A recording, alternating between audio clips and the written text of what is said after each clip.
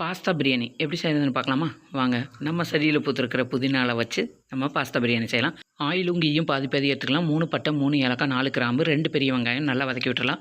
1.5 teaspoon அளவுக்கு இஞ்சி பூண்டு பேஸ்ட்டு பச்சை வாசனை போகிற வரை வதக்கிட்டு 1 இன்ச் அளவு உள்ள பட்டையில் 7 பட்டையும் 3 ஏலக்காயும் பவுடர் பண்ணி அதையும் சேர்த்துட்டு 2 தக்காளி, கொஞ்சமாக மல்லி இலை, புதினா, 2 பச்சை மிளகா, 2.5 டீஸ்பூன் அளவுக்கு தயிரும் சேர்த்து தேவையான அளவுக்கு உப்பும் 1.5 டீஸ்பூன் அளவுக்கு மிளகாத்தூளும் சேர்த்துட்டு நல்லா வதக்கி விட்டுறலாம். தக்காளி வந்து சாஃப்டாக வேகிற வரை வெயிட் பண்ணுங்கள். பாருங்கள், வெந்து எண்ணெய் பிரித்து வந்ததுக்கப்புறம் தேவையான அளவுக்கு தண்ணி சேர்த்துக்கலாம். தண்ணி நல்லா கொதிச்சதுக்கப்புறம் உப்பு கரெக்டாக இருக்கான்னு செக் பண்ணிவிட்டு இப்போ பாஸ்தாவை அதில் ஆட் பண்ணிடலாம். ஆட் பண்ணி பாஸ்தா வந்து மூழ்கிற அளவுக்கு தண்ணி ஊற்றணும்.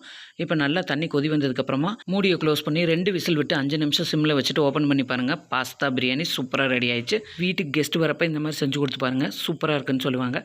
இந்த ரெசிபியை நீங்களும் வீட்டில் ட்ரை பண்ணி பாருங்கள். இந்த வீடியோ உங்களுக்கு பிடிச்சிருந்தா உங்கள் ஃப்ரெண்ட்ஸ் அண்ட் ஃபேமிலிக்கு ஷேர் பண்ணுங்கள். மறக்காமல் நம்ம சுபாஷ் டைம் சேனலை சப்ஸ்கிரைப் பண்ணிடுங்க. பாய்.